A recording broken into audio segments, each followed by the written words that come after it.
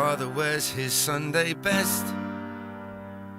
Mother's tired, she needs a rest. The kids are playing up downstairs. Sister's sighing in her sleep. Brother's got a date to keep. He can't hang around.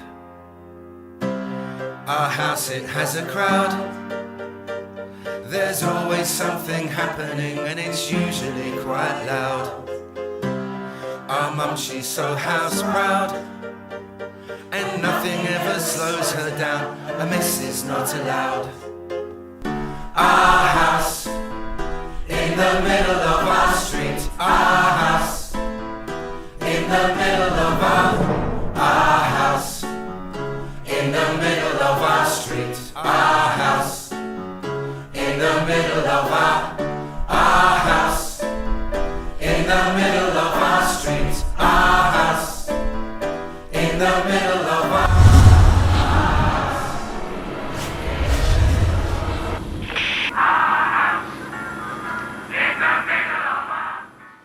Se cuenta una historia de un hombre sabio, un viejo sabio, que estaba dando sus enseñanzas con sus discípulos a la orilla de una laguna, de un manantial ahí de agua, algo había ahí.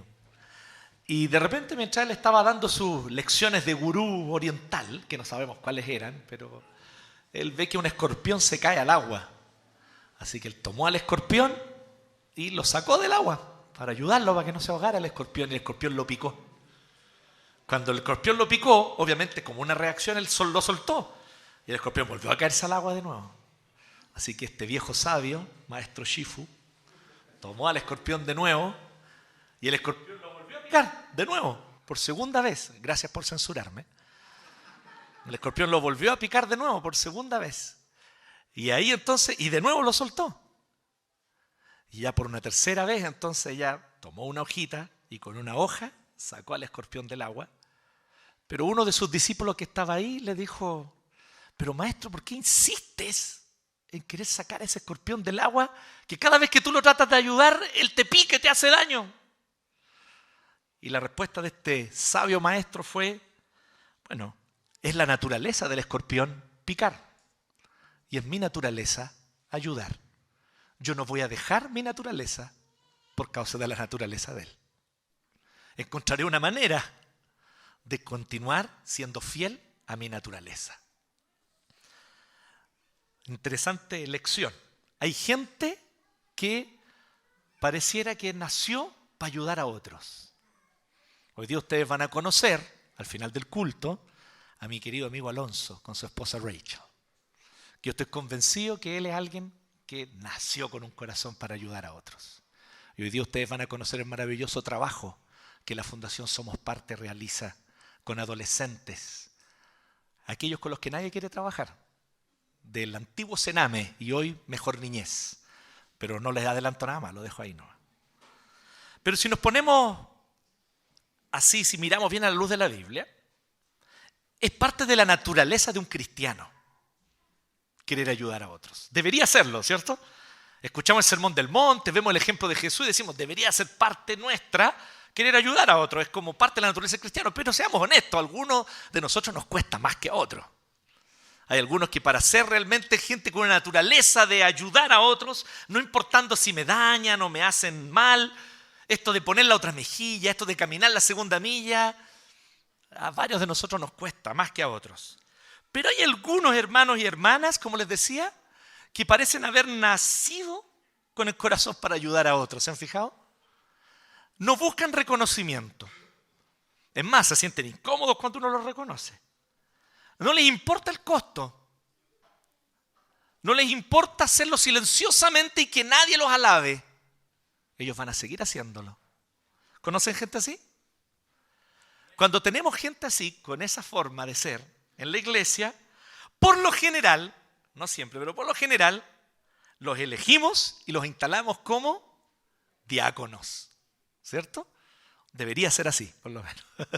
Los elegimos y los instalamos como diáconos, porque decimos, estos son hermanos que su naturaleza es la ayuda, es ayudar a otros, los reconozcan o no, les aplaudan o no.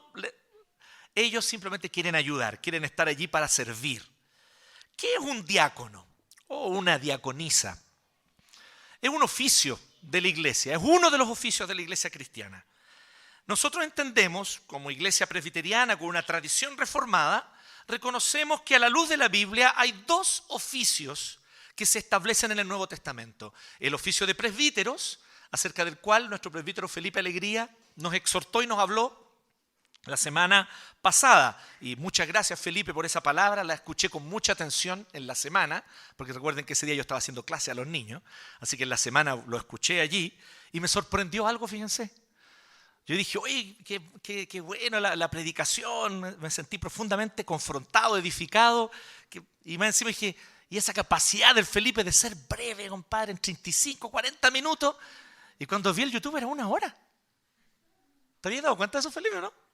Yo me sorprendí también, fíjate. Pero cuando yo lo escuché, para mí pasó como media hora. Y después cuando veo el tiempo, a no ser que el pato le haya hecho una trampa, le haya añadido minutos, para que no dejemos mal parado al pastor. Para que no crean que es el único que predica 1 hora. No lo sé, honestamente, pero después me sorprendió ver que... Pero miren qué interesante. Hablamos de los presbíteros la semana pasada. Claro, porque Pablo está, recuerden, enviando esta carta a un pastor de una iglesia nueva, joven, que fue plantada hace pocos años, la iglesia de Éfeso. En un contexto totalmente pagano, en un contexto además sociocultural donde el cristianismo era desconocido. El cristianismo era una novedad en el mundo, en la historia. Y allí se planta esta iglesia en un contexto totalmente pagano. Y Pablo, preocupado con que la iglesia tenga un buen andar, envía esta carta con instrucciones a Timoteo, que es el pastor que él dejó a cargo para cuidar y para pastorear a la comunidad de Éfeso. Y es allí entonces donde él les habla primero sobre los presbíteros y luego aquí habla sobre los diáconos. La palabra diácono significa simplemente siervo y diaconía, servicio. Tanto así que se usa de manera muy natural en muchas partes de la Biblia. Y en la traducción que hay del Antiguo Testamento, recuerden que el Antiguo Testamento fue escrito e inspirado por el Espíritu Santo originalmente en hebreo. Pero hay una traducción al griego bastante antigua, que incluso es anterior, antes de Cristo, que se llama la Septuaginta. Allí en esa traducción la palabra diaconía se usa mucho para el servicio en el templo de los levitas. Los descendientes de Leví, esta tribu que tenían que cuidar todos los implementos del templo y del tabernáculo. Bueno, ahí cuando se tradujo al griego se usó la palabra diaconía. Pero la palabra diaconía es una palabra que se usaba, miren qué interesante, se usaba en las ciudades griegas, en el contexto de la cultura greco-romana, para el servicio público. Muy parecido con nuestra palabra ministerio, que de hecho significa eso. Ministerio significa servicio. Y un ministro, al contrario de lo que nosotros tendemos a pensar, ¿no? Aquí viene el ministro y pensamos que es como, que debe ser ministro, debe significar a alguien así como con mucha eminencia, pero la palabra, la etimología, la raíz de la palabra ministro es un siervo. El ministro de salud, ministro de educación, es un siervo del país, de todos nosotros, es nuestro siervo. Y por eso él se llama ministro. Y por eso su cartera se llama ministerio. Bueno, con la palabra diaconía ocurre esto mismo.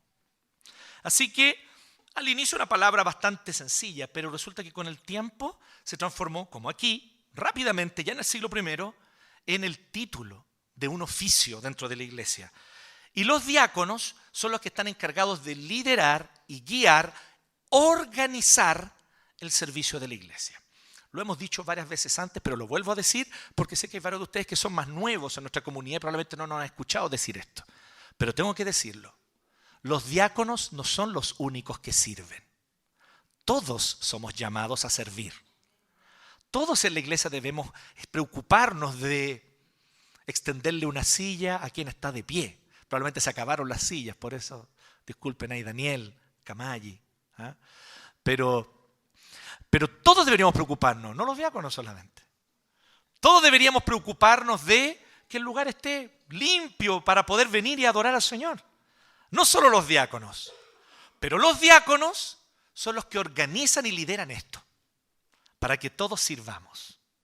Entonces necesitamos los diáconos, porque digamos las cosas como son. Nosotros llegamos aquí distraídamente, y llegamos, saludamos a nuestros amigos y hermanos, los que conocemos, nos quedamos conversando, y de repente viene el diácono ahí a incomodarnos. Oye, ¿me ayudas a correr esta mesa, por favor? ¿Cuál es tu disposición cuando eso ocurre? debiera ser con la cara llena de risa, po. Amén. Yo estoy aquí para apoyar a los diáconos, po. Porque el diácono está pendiente de esas cosas que no todos estamos pendientes, pero necesita que nosotros estemos al servicio. Y los diáconos también se preocupan de canalizar la ayuda a las familias y a las personas más necesitadas de nuestra iglesia. Pero esa ayuda no viene de los diáconos, viene de todos nosotros, que ofrendamos y entregamos para que, por ejemplo, pueda haber una canasta con víveres para una familia que está pasando necesidad. O podamos ayudarle a costear el tratamiento médico a alguien que está pasando por un tiempo difícil de salud y más encima tal vez sin trabajo o con un trabajo muy precario que no le permite costear ese tratamiento. Y los diáconos hacen esa labor. Pero todos esos recursos no son de los diáconos. Son de todos nosotros que ofrendamos y damos para eso. ¿Se fijan que todos somos siervos en el fondo? Y los diáconos son los que coordinan, organizan y lideran esto. Pero todos somos llamados a servir. Pero de eso se trata. Los diáconos. Además, nosotros tenemos una característica aquí en nuestra iglesia. Ustedes la saben, creo yo, la conocen. ¿De dónde salen los diáconos? ¿A quién se le ocurre? ¿Quién va a ser diácono? Es como que el pastor se para adelante así y dice, ya sabe que de ahora usted tiene que ser diácono. Ya. ¿Es así la cosa, no?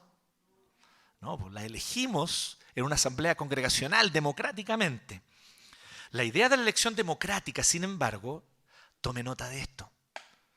No es porque nosotros creemos que la asamblea de miembros expresa la voluntad popular. ¿Les digo algo? Nos importa un comino la voluntad popular. Nosotros creemos que la asamblea, el cuerpo de Cristo, por causa del sacerdocio universal de los creyentes, expresa la voluntad soberana de Dios. Por eso, cuando nosotros votamos, debemos hacerlo a conciencia. Y no decir así, voy a votar por el Javo porque es mi amigo. No, po. Tengo que pensar, ¿Javo tiene los dones? ¿Javo tiene los requisitos que la Biblia dice para un diácono? Pero es que es mi amigo. Pero si no tiene los requisitos, no voto por él nomás. Voto por aquella persona que yo veo que tiene los dones y las cualidades. Oro al Señor. Guíame, Señor, porque cuando venga la asamblea yo quiero que elijamos a las personas que tú quieres. Por lo tanto, ¿qué hacemos en la asamblea? Estamos reconociendo a quienes Cristo quiere ponernos como presbíteros, lo que ya vimos la semana pasada, y como diáconos, como estamos viendo hoy día. Hoy vamos a ver qué criterios se deben tener en cuenta cuando elegimos diáconos o diaconisas. ¿Les parece? Eso es lo que vamos a ver a la luz de este texto. ¿Ya? Vamos a ver qué criterios se deben tener en cuenta para elegir a los diáconos y diaconisas. El título de hoy es Cristo nos dio diáconos. Es el título para que tome nota. Cristo nos dio diáconos. Y estamos plenamente convencidos de esto porque su palabra nos exhorta a que tengamos diáconos en la iglesia. Es un mandato que Pablo, con su autoridad apostólica, inspirado por el Espíritu Santo, le está dando a Timoteo. Preocúpate que haya diáconos en la iglesia. Pero fíjate que los diáconos tengan estas características. Así que es nuestro deber. ¿Quién aquí es miembro en plena comunión de nuestra iglesia? ¿Quiénes aquí son miembros? Levanten su mano. Súper. Vamos a tener asamblea en noviembre para elegir diáconos. ¿Qué tal? Así que prepárense. Es nuestro deber, al votar, reconocer a quienes Cristo quiere como diáconos y diaconisas. La votación no es, como les decía, un mecanismo de expresión de la voluntad popular, sino un mecanismo de expresión de la voluntad de Cristo. Por eso debemos hacerlo en oración, preparar nuestro corazón cuando participamos de una asamblea y entender que una asamblea es algo muy espiritual. Hay veces en las que es muy triste porque algunas asambleas son súper carnales. Se forman partidos y cada uno quiere como que, sí, voten por mi diácono. Sí, no sé qué, Javo, presbítero, Javo. Y ahí los otros, no, somos anti-Javo. ¿Me entienden? Y gracias al Señor nunca ha pasado aquí, por eso me doy la libertad de reírme de eso. Pero es verdad que ocurre en otras iglesias. Es muy triste cuando eso pasa. Una asamblea congregacional debe ser un tiempo solemne, que nos preparemos en oración. Y no una expresión de carnalidad humana, sino una búsqueda juntos como comunidad de discernir la voluntad del Espíritu Santo. Bueno, Cristo nos dio diáconos. ¿Bajo qué criterios vamos a poder reconocer a quiénes Cristo quiere como diáconos en la iglesia? Bueno, vamos al texto. Primero el 8. El 8 al tiro parte con todas y el 8 parte con una tremenda lista. Voy a tomar agüita. Que alguien con espíritu y don de servicio proveyó ahí, ¿ves? Dijo, tiene que haber agua para el predicador. Muy bien. Dice que deben ser honorables, sinceros, no amigos del mucho vino, ni codiciosos de las ganancias mal habidas. Lo que está diciendo es una cosa, y esto es lo primero que tienes que fijarte. Miren, esto es contraintuitivo. Porque uno va a pensar así, vamos a elegir un diácono, ¿a qué vamos a elegir? Esa persona con capacidad de organizar, de ejecutar las cosas, de hacerlas bien, de ver dónde están los problemas y resolverlos. Esa persona con una capacidad de solucionar problemas. Porque un diácono tiene que hacer eso, efectivamente. Entonces decimos, eso es lo primero que hay que fijarse. No. Pablo da este primer principio. El carácter es más importante que las capacidades y los dones. Al elegir diáconos, observe primero el carácter. Es más importante que las capacidades y dones. Por favor, no lea en blanco y negro lo que yo acabo de decir. Lo dije clarito usando gramática castellana, no es blanco y negro. No estoy diciendo que capacidad y dones no son importantes. Estoy diciendo que es más importante el carácter. Los dones y capacidades también, obvio. Pero primero el carácter. Y para eso hay que conocer a las personas. Honorable simplemente significa alguien que se gana el respeto. De hecho, la palabra allí podría también ser traducida por quienes se han ganado el respeto de la comunidad. Y eso es un dicho común, ¿no? Que la gente dice, no, el respeto hay que ganárselo. Sí, efectivamente, la honorabilidad, de hecho, permítanme decirlo aquí de manera bien clara, la honorabilidad es distinta a la dignidad. La dignidad es inherente, tú la tienes, sea como sea, por el solo hecho de haber nacido un ser humano, tú tienes dignidad. Pero la honorabilidad es algo que te ganas por tu carácter. Es el respeto que te ganas en una comunidad. Esto es lo primero. ¿Es alguien que se ha ganado el respeto de nosotros? ¿De la comunidad? Porque eso pasa también, ¿no? De repente yo puedo decir, y disculpa Javo, está ahí en la primera fila, así que voy a seguir con el Javo, pero es para que tengamos el ejemplo. Yo puedo venir y decir así, pucha, yo quiero mucho al Javo, el Javo es mi amigo. Pero tal vez Javo aún no se ha ganado el respeto de todos. Aún Javo le falta que la gente lo conozca más, o mejor para que se gane el respeto. Pero está el Abraham Melo, con quien tal vez no somos tan amigos. ¿Sí? No tomamos desayuno juntos, no preparamos huevos pochados. Un besito para Melo. Entonces supongamos que no somos tan amigos con Melo, pero veo que Melo sí se ha ganado el respeto de todos con el tiempo. Entonces yo tengo que pesar esas cosas. ¿Quién se ha ganado el respeto de la comunidad? Esto es lo primero. Luego, me encanta como lo dice Pablo. ¿Saben lo que dice literal? Que no tenga o que no sea de dos palabras. Dicho en sencillo, que sea de una sola palabra. Que sea de una sola palabra. O sea, no esas personas que dice A y después tú decís, ¿qué habrá querido decir? Porque sí, dice A, pero después hace B. Entonces no me encaja mucho. Esa persona no es de una palabra. Una persona de una palabra es alguien que dice sí y es sí. Dice no y es no. Me encanta aquí el Salmo 15. El Salmo 15 dice, ¿quién habitará en el monte de Jehová y tendrá comunión con el Señor? El que mantiene su palabra, aunque salga perjudicado. ¿Quién tiene esa integridad? Yo mantengo mi palabra, aunque salga perjudicado. Eso es carácter. Eso es carácter. Es como el de Cristo. Voy a salvar a mis hijos. Voy a salvar a mi pueblo. Y en el camino, la cosa no fue nada fácil. Y él salió muy perjudicado por salvarnos. Pero él mantuvo su decisión y su palabra y su decreto eterno. Salvar a sus escogidos. de una sola palabra, que no tuerce, que no manipula, que no exagera. Por un lado, que no exagera las cosas, pero también hay otra forma también de no ser de una palabra, que no le baja el perfil, que eso también pasa. Algo es grave, pero en vez de considerarlo grave, le baja el perfil. Ay, si no es para tanto. Y sí, pues es para tanto. ¿Me entienden? Entonces, ni ningún otro tipo de vicios del lenguaje. Es alguien que tú puedes confiar en su palabra. Díganme que no es agradable eso. Porque a veces es verdad, uno se decepciona un poco, porque uno puede venir y decir, oye, sí, yo voy a confiar en esta persona. ¿Sabe qué? Entonces pues, le voy a pedir ayuda. Melo, ayúdame con esto, pero Melo es de una sola palabra. Y Melo me dice, ¿sabes qué? No puedo ayudarte ese día. Tengo otra cosa que hacer, así que no.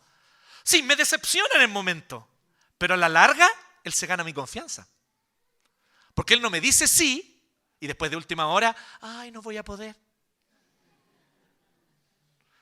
No digo que no haya razones de fuerza mayor. ¿Ya? Las hay, por si acaso no. ¿A usted le gusta el blanco negro? Recuerden que hay grises aquí, por favor. ¿Ya? Hay grises. Pero se entiende la idea, ¿no? Cuando alguien permanente y constantemente no cumple su palabra, ya es un problema de carácter. Ya. No es solamente un tema puntual, no. Es un tema de carácter. De una sola palabra. Lo otro, no amigo del mucho vino, parecido básicamente a la misma instrucción que con respecto al presbítero. ¿Qué quiere decir? Sin vicios, sin adicciones. Si alguna vez tuvo una adicción, que ya la haya aprendido a superar, que lleve mucho tiempo sobrio y limpio de esa adicción. Pero no alguien que esté en medio de la adicción o en el vicio. Porque claro, nosotros nos podemos quedar pegados con la palabra. Habla del vino. Pastor Jonathan, el primero que suena ahí porque al pastor le gusta el vino. Y sí, me gusta. Como el Antiguo Testamento dice que tiene que gustarle el vino. No fue Tito Fernández quien dijo eso. Que es un degenerado además. No, sino que fue la Biblia. La Biblia ya decía que el vino alegra el corazón del hombre. Obviamente en su debida medida. Jamás la embriaguez. Ese es el punto. No alguien que se embriaga. Porque ¿qué pasa con el que se embriaga? Está dominado por el vino. Ya, pero nos quedamos ahí, po. No, querido. Esto aplica a cualquier sustancia que altera tu estado de conciencia. Cualquier sustancia. Se beba, se huela, se inyecte o se fume. Eso no debe estar en tu vida. Entonces, sin vicio en adicciones. Y ojo aquí, medicamentos, algunos. En algunos casos, medicamentos que se venden en la farmacia. Algunos están adictos a ellos. Usted no puede ser diácono, ni presbítero. ¿Sí? No estoy hablando de un tratamiento médico con un doctor. No estoy hablando de eso. Estoy hablando de la persona que está adicta a un medicamento que se vende en la farmacia. Y que se la arregla con, ¿cómo se llaman estos? Estas recetas truchas para poder conseguirse el medicamento porque lo necesita. Usted entiende lo que quiero decir. Adicciones. No puede ser. En una palabra, en dos palabras, dominio propio. Tiene que tener dominio propio. No puede estar dominado por una sustancia, por una adicción. Y vamos más allá de las sustancias. Pensemos en otras adicciones. ¿Conocen esta adicción o no? Entró al catálogo de adicciones en Gran Bretaña. No sé Estados Unidos, pero supe que en Gran Bretaña ya entró al catálogo de adicciones. La adicción al celular. Es un temón. Y nosotros aquí poniendo la liturgia del celular. Haciéndole el peor favor, el flaco favor. Pucha, ya, tranquilo, ya vamos a corregir eso. Tranquilo, vamos por parte. Vamos por parte. Y miren, dicen que no ame los lujos, el dinero, que no sea un amante de los bienes de consumo. Mira, no hay ningún problema. A cada uno el Señor le da según los talentos que Él quiere soberanamente entregar. Recuerden, a uno le dio 1, a otro le dio 2, a otro le dio 5 talentos. A todos nos dio distintos talentos. Y a algunos el Señor les dio más.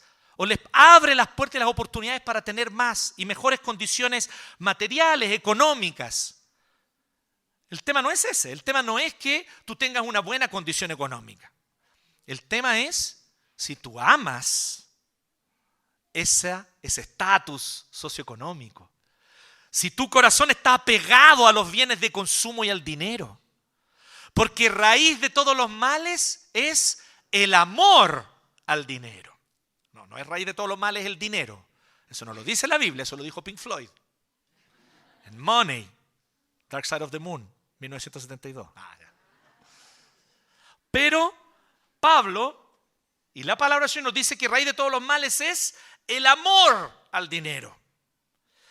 Que ame las ganancias mal habidas, claro, po. Imagínense lo delicado que es para los diáconos que tienen que administrar a veces sumas importantes, ¿o no? Los diáconos que están aquí presentes lo saben.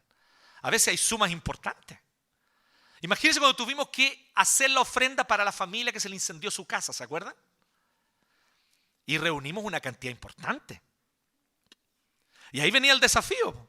Los diáconos tenían que tomar todo ese dinero, ir a la tienda, comprar lo que se necesitaba para la casa, que había que rearmarle la casa a la persona que se le incendió su casa, y entonces llevarle las cosas. Eso requiere integridad. Hay personas, y usted lo sabe, que no tienen integridad para eso. Tú no les puedes pasar 100, porque se recorta 10. Se recorta 5. Ahí piola. No.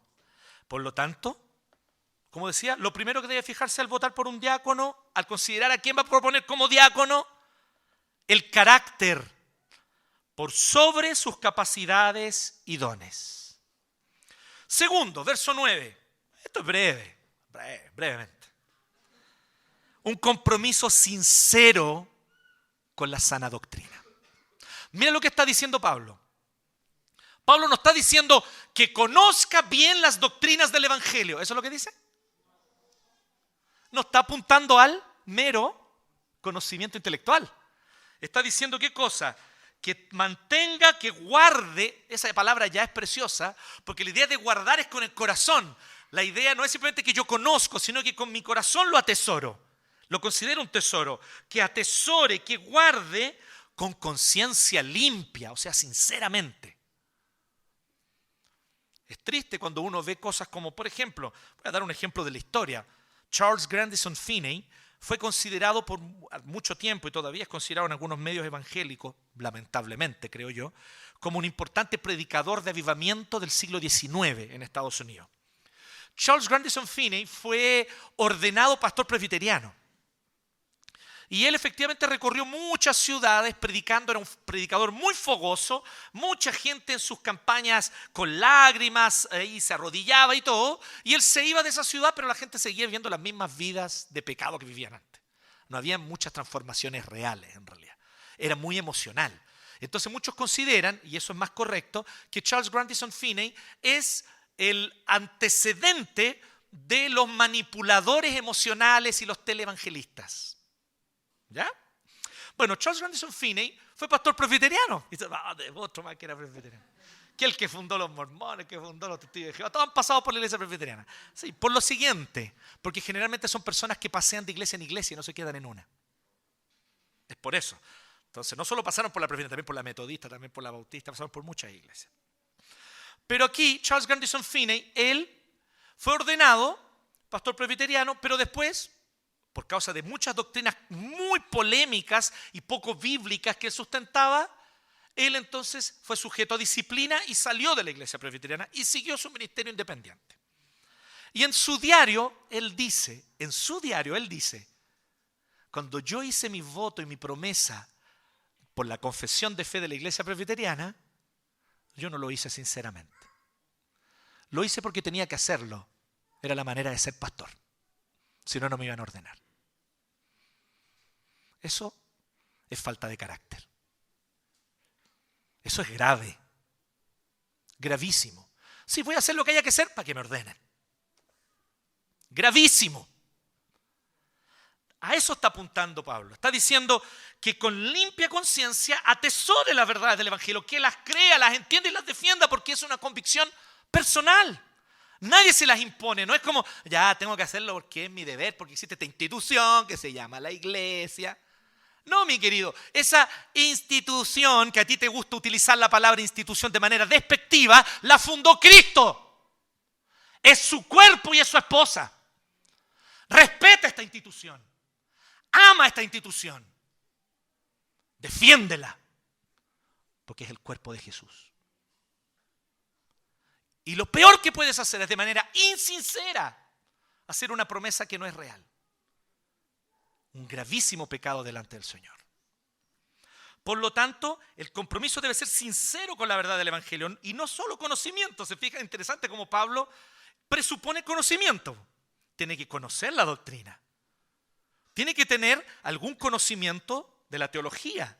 Tiene que tener conocimiento de la palabra, de la escritura. Pero no es solo eso que dice Pablo.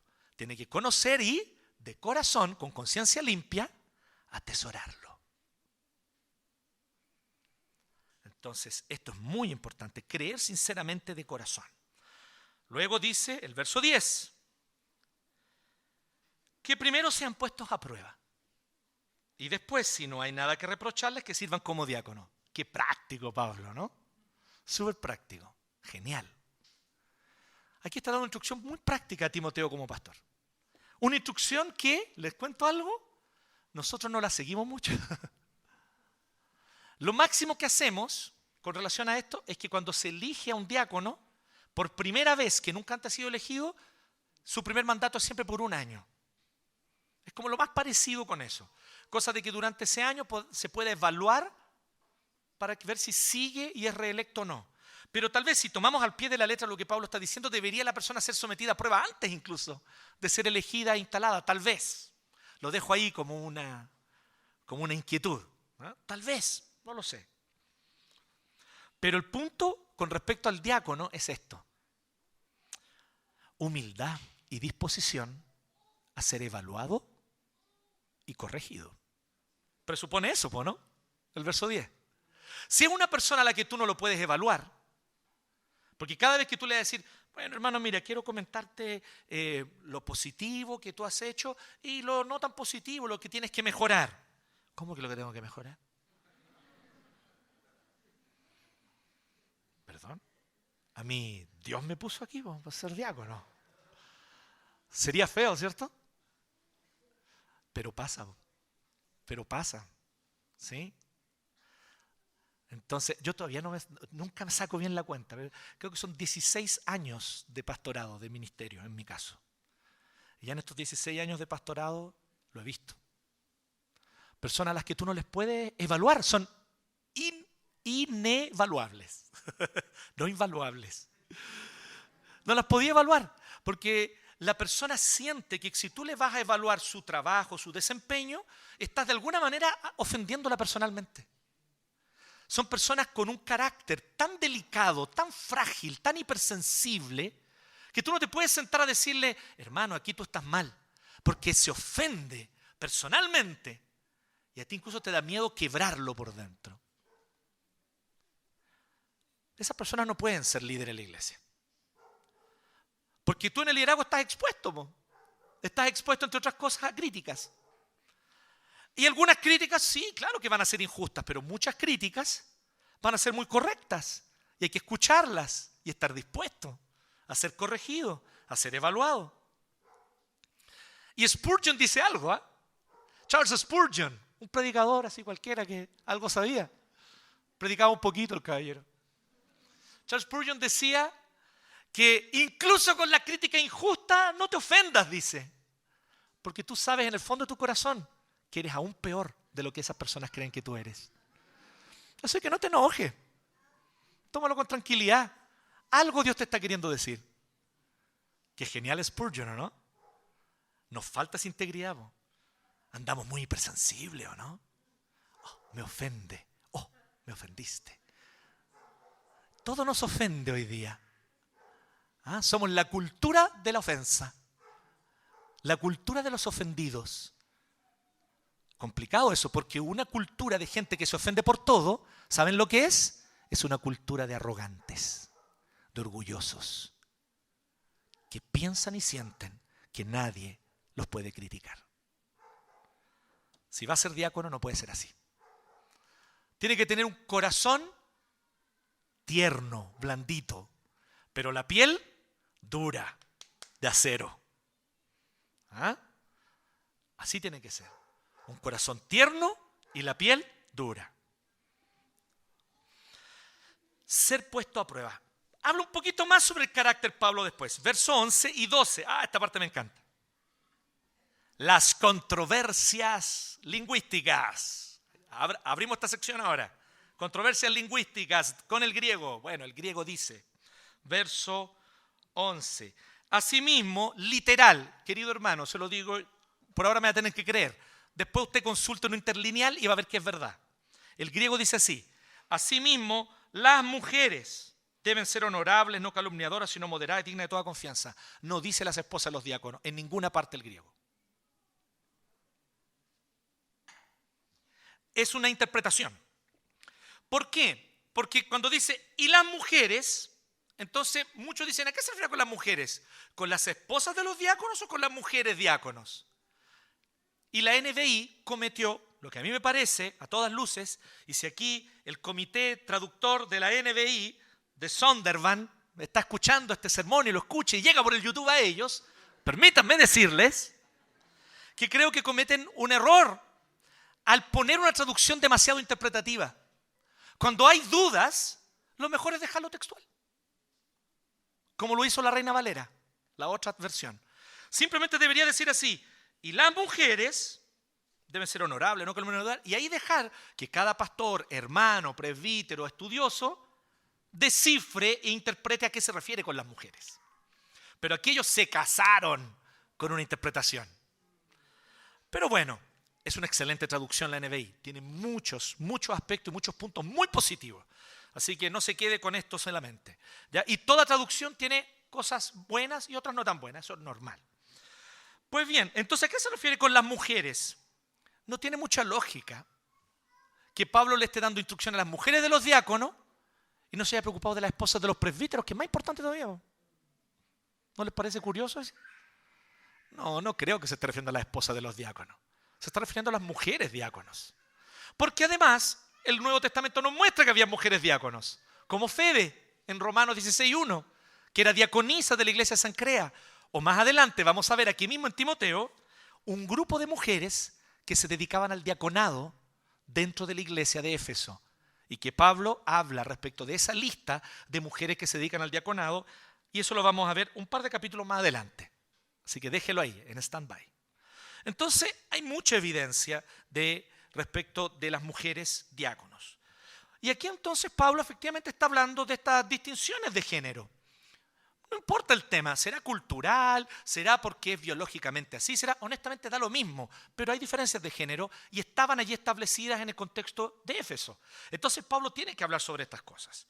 ¿Y a qué se refiere? Dice, primero, en el caso de que sean mujeres a quienes tú elijas o votes para que sean diáconos, recuerda lo siguiente, de nuevo, primero tienen que haberse ganado el respeto de la comunidad, utiliza la misma palabra, respetables, honorables, se ganaron el respeto de la comunidad.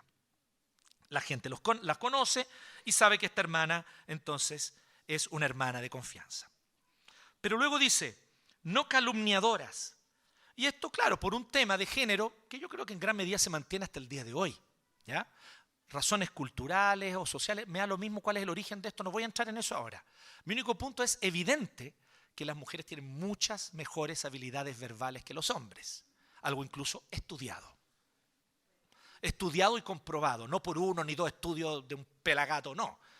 ¿Entienden? Es algo que está estudiado, eso existe. ¿Por qué será? Tal vez porque como sociedad no hemos querido configurar así, a lo mejor. Pero que las mujeres tienen más habilidades verbales, las tienen.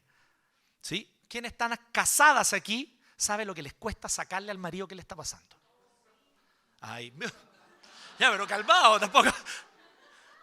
Casi le sale un amén y un aleluya aquí a la hermana. Ya, entonces, no, vamos calmados.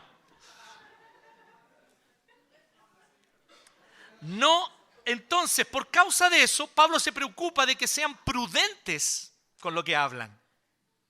Porque al tener más habilidades verbales y más confianza para expresar, de hecho tienen una habilidad maravillosa en general las mujeres, por lo menos en nuestra cultura, ellas saben muy bien, en general, distinguir y discernir sus propias emociones. ¿Encachado que a los hombres eso nos cuesta muchísimo? Nosotros no sabemos lo que nos pasa, solo nos enojamos. Lo único que los hombres saben, estoy enojado. Es lo único que sabemos, no sabemos estar tristes, deprimidos, no, enojados. ¿Cierto?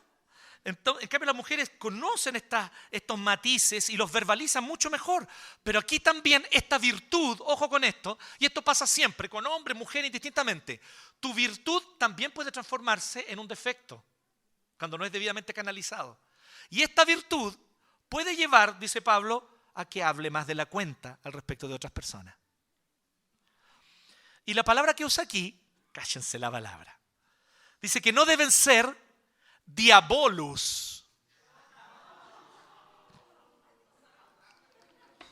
¿A qué se refiere? ¿Por qué dice eso? No se refiere al satanismo. El diabolus es el fiscal acusador en un tribunal greco-romano. Por eso ese es uno de los títulos de Satanás. Él es el acusador, ¿sí o no? El punto es el siguiente, que no esté constantemente recordando y hablando de los errores, fallas de carácter de los otros. Delicado tema, ¿no? ¿Por qué? Porque con esta sensibilidad especial que tal vez las mujeres en Éfeso tenían, para ella era mucho más fácil venir y decir, pero ese gallo es un intransigente. ¿Y saben qué? Muy probablemente tenían razón. Porque tienen son certeras con sus evaluaciones. Pero debe ser cuidadosa la hermana, que es diaconisa, para no andar hablando esas cosas de tal manera que termina haciendo ¿qué? Desprestigiando a personas. Porque a lo mejor sí es verdad. A lo mejor es verdad, voy a decir algo aquí absurdo. A lo mejor es verdad que el Norambuena es intransigente. Ustedes saben que no lo es. Quien lo conoce saben que no. Pero a lo mejor es verdad que el Seba es intransigente. No, él es un gallo súper cuadrado. Le gusta el orden. Ustedes cachan a Norambuena, un tipo intransigente. A lo mejor es verdad. Pero cuando yo empiezo ya a hablar y a decir sus defectos de entrada, hago que la gente se genere una imagen prejuiciada de él. Y a lo mejor el Señor está trabajando en la intransigencia de nuestro hermano. Le está enseñando a ser más flexible, a ser más tolerante, a no ser tan ordenado en todo. Claramente no estoy hablando de Norambuena, no estoy hablando de una Norambuena de otra dimensión. El punto entonces es no acusadoras, no difusoras de pecados y fallas de carácter de otros. Que no jueguen el papel de fiscal acusador. Y varias de ustedes acá, queridas hermanas, son muy hábiles en apuntar, mostrar y decir exactamente los pecados y defectos de otros. Te quiero invitar hoy a que dejes de hacer eso. Porque si sigues en ese hábito, ¿sabes a quién te pareces? Bueno, recuerda el título en griego. Al diabolus. Le estáis haciendo la pega a Satanás, querida hermana. Le estáis haciendo la pega a Satanás. No caiga en eso. Sobrias, moderadas, o sea, que no se caractericen por arrebatos de ningún tipo. Confiables en todo. Mujeres a quienes, ¿qué significa confiable en todo? Me gusta esta idea. Una mujer a quien usted le encargaría su casa si usted sale de vacaciones. ¿A quién aquí de la iglesia tú le encargarías tu casa? Yo aquí miro desde adelante, a varias de ustedes yo no tendría problema. Saldríamos de vacaciones con la Pri y los niños y yo le pasaría las llaves. Tome, dele comida al gato, porfa. Dejé plata ahí pegada con un imán en el refri, si falta algo, compra. ¿Cuánta gente es así de confiable para ti y para mí? ¿A quiénes tú les encargarías que te administren la plata? Temona. Yo miro desde aquí adelante y al tiro ya veo a 2, 3 hermanas que yo feliz les encargaría que ellas me administraran las lucas. El tema es que no tengo. Pero si tuviera, para no convidarles les diría que no tengo. Como diría Redolés. Muy bien, Jimena. ¿Ves? Ahí está, redolé en el corazón siempre. Muy bien, entonces, ¿y si son varones? Verso 12. Si son varones, evidentemente están cumpliendo un papel de cabeza. Ya vimos hace unas semanas atrás. Entonces, ¿cómo deben ser? Como cabezas, justos, fieles, confiables. Primero, como esposos. esposo fiel. Entonces, estoy considerando a este hermano para que sea diácono. Le paso un tip, acérquese a la esposa de él. ¿Verdad? No lo estoy diciendo de broma, lo estoy diciendo en serio. Acérquese a la esposa de ese hermano y pregúntele, ¿cómo te sentirías tú si tu esposo fuese elegido diácono? ¿Tú crees que a él le corresponde ese papel o no? A ver, déjame ser más específico. ¿Es tu esposo un hombre de una sola mujer? Y esto las esposas lo saben. Porque no nacieron ayer. Y esto es un requisito. Debe ser un hombre de una sola mujer. Entonces, si no, está descalificado. No por mí, no por la iglesia, por la palabra de Dios. Descalificado para ser diácono. Fiel a su esposa. Como padre, un padre que lidera. Que guía a sus hijos. Que los lidera bien. Que les enseña a distinguir lo bueno de lo malo y que tiene autoridad sobre ellos. Obviamente se está refiriendo, quiero ser claro aquí, a los hijos que viven en casa. Ya cuando un hijo se fue de casa, ya no es más responsabilidad tuya. Pero si está bajo tu casa, es alguien que está en sujeción, que te obedece, que te cree, que te compra.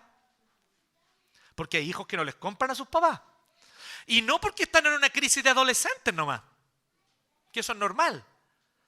No les compran porque saben que su papá no debería ocupar tales cargos en la iglesia. A esos no deberíamos elegirlos como presbíteros ni como diáconos. Ojo allí. Y como jefes, empleadores, porque dice así, que gobierne bien su casa, ¿cierto? Dice, gobierne bien a sus hijos y su casa. ¿Y a qué se refiere con casa? El oikos. El oikos romano era donde se hacía el oficio, donde se trabajaba.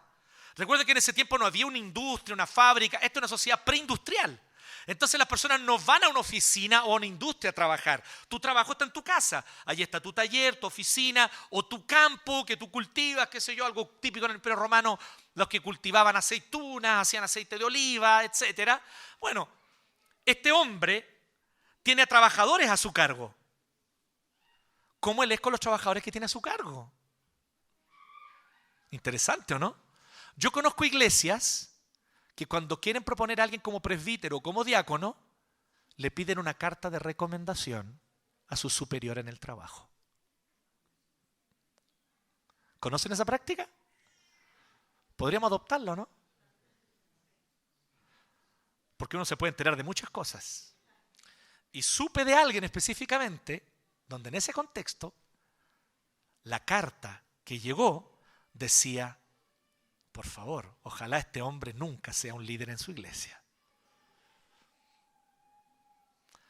Pero la iglesia no le hizo caso. Con consecuencias desastrosas. Entonces cuidémonos, porque también es una manera de cuidar al hermano. Recuerden lo que nos predicaba el presbítero Felipe la semana pasada. Si elegimos, por ejemplo, como presbítero a alguien que no tiene buen testimonio de los de afuera, lo estamos exponiendo al engaño del diablo. Entonces también le estamos haciendo un flaco favor a ese hermano.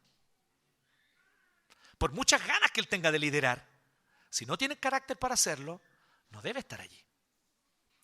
Así que, como jefes, empleadores deben ser justos. Y claramente hay recompensas para quienes ejercen bien el diaconado. El verso 13 lo dice clarito. Ganan una buena posición, ganan una posición de honor entre la comunidad. Por eso algunos van a querer ser diáconos por motivaciones equivocadas. Así que primero, carácter. Después, si tiene dones y capacidades, pero primero el carácter. Porque va a ganar una buena posición entre las personas. Pero si es alguien de carácter, esa buena posición la va a usar bien. Porque ¿qué es lo que va a hacer con esa posición? Predicar el evangelio. Y pucha que gana confianza un diácono para predicar el evangelio. Permítanme dar un ejemplo aquí, ¿ya? Bien concreto, reciente, de ahora, ¿cierto? Uno de nuestros diáconos fue la persona que junto con otros, no fue solito, pero junto con otros 2 diáconos, 3 diáconos más que le ayudaron, pero fue el nexo, el puente para que la ayuda a esa familia que se le incendió la casa llegara. Este diácono se ganó tal confianza que cuando ya habían llegado todas las cosas, les dimos al final alcanzó como, a ver si me recuerda Cami, living, creo que, ¿no te acuerdas? Bueno, comedor, ¿cierto, Lore? Frazadas, creo que había una cama que le faltaba también, parece que también, en fin, ropa de cama. Entonces, varias cosas, con todo lo que ustedes donaron, se le volvió a acondicionar la casa en varias cosas que le faltaban. La confianza que se ganó este diácono por ser el nexo, porque el trabajo no lo hizo él solo, seamos justos, fue toda la iglesia que donó y todo el equipo de diáconos que trabajó, pero él fue el puente. ¿Ustedes saben lo que sirvió para eso? Que pudiésemos un día ir a la casa de esta familia, que nos abrieran las puertas y ellos con la cara llena de risa predíquenos el evangelio. Queremos saber de Jesús, queremos saber del Dios que ustedes sirven, porque a ese Dios sí. A ese Jesús sí le creemos. ¿Me entienden? Eso está hablando el 13. Ganan una buena posición y confianza para predicar el evangelio. Así que hay grandes recompensas. Pensemos bien a quienes elegimos diáconos. Quiero terminar con esto, queridos. Escucha esta frase. Les voy a pedir disculpas por la autorreferencia, tal vez, en un cierto sentido, porque la frase no es mía, pero sí es de alguien cercano. Escucha esta frase. Sirve más el que mejor sirve. Y sirve mejor quien está capacitado para ello. Te lo vuelvo a decir. Sirve más el que mejor sirve. Claro, porque el que lo hace mejor puede servir a más gente.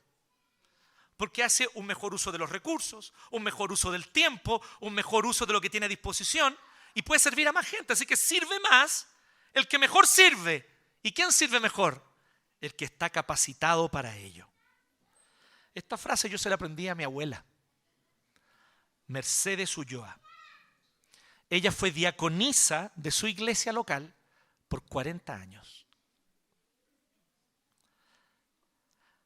Ella era muy mala para pasar adelante a decir cosas.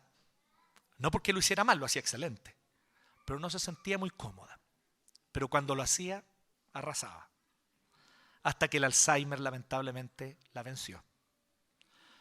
Pero una cosa, esta frase me dice y me enseña y me queda conmigo hasta el día de hoy, yo se la quiero dejar a ustedes. Tal vez tú, como el sabio de la historia al inicio, el sabio oriental que tomó al escorpión, tal vez tú tienes en tu naturaleza el querer ayudar. Bacán, ese es el inicio. Pero si quieres servir más, tienes que servir mejor. Y para servir mejor, tienes que estar capacitado para ello. Así que si está en tu naturaleza el ayudar, es un inicio. Pero yo te pregunto, ¿has desarrollado tu carácter? ¿Has buscado en oración y en la vida con tu familia desarrollar tu carácter? ¿Has buscado aprender la doctrina y abrazarla de corazón? ¿Has aprendido a ser humilde para ser corregido, evaluado? ¿O eres orgulloso y nadie te puede hacer ni una crítica? Recuerda, sirve más el que mejor sirve y sirve mejor el que está capacitado para ello. Si está en tu naturaleza el ayudar, entonces fortalece tu carácter, querido. Fortalece tu carácter, querida. Fortalece esos aspectos que están débiles en tu carácter primero. Busca cuidar tus palabras.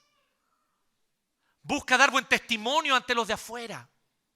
Que reconozcan en ti un reflejo de Cristo. Busca servir a Dios con un corazón íntegro y amar el evangelio y la doctrina. Para que entonces, con el tiempo, la asamblea reconozca en ti el don y pueda ser un maravilloso diácono, una maravillosa diaconisa sirviendo en nuestra iglesia. Pero no apuren las cosas. Dios no está apurado. Así que no te apures tú tampoco. El Señor tiene el tiempo para que tú puedas servir. Amén. Oremos. Gracias, Señor, por tu palabra y gracias, Señor, porque tú nos enseñas, nos muestras, nos exhortas, Señor, la importancia de ser responsables por elegir a nuestros líderes. Cada uno de nosotros que somos miembros, que estamos aquí, aunque no seamos elegidos, tenemos una gran responsabilidad delante de ti que debemos asumir con temor y temblor, que es de elegir sabiamente. Elegir conforme a tu palabra. Elegir no conforme a preferencias personales, sino conforme a los criterios de tu palabra. Danos sabiduría como iglesia para conducirnos con temor y temblor, para identificar los dones que tú has puesto y para reconocer a los diáconos que tú nos has dado para servir en nuestra comunidad. Y gracias, Dios, por nuestros diáconos. Te agradecemos por los diáconos y diaconisas de nuestra iglesia. Por cada uno de ellos que dispone tiempo, talento, dones, que a veces pasan incluso por periodos difíciles, ellos mismos con dificultades personales, familiares, y aún así están al pie del cañón, sirviendo y buscando ser útiles en el reino. Te agradecemos por cada uno de ellos, por cada una de ellas, que son una gran bendición para nosotros. Danos, oh Dios, diáconos íntegros. Danos, oh Señor, diáconos y diaconisas que con gozo te sirven. Danos diáconos y diaconisas que no buscan aplauso ni reconocimiento, sino que buscan agradarte a ti. Y que de esa manera, Señor, edifican a la iglesia y nos entusiasman a todos para que queramos apoyarles en el servicio. Gracias, Dios. En el nombre de Cristo Jesús oramos. Amén.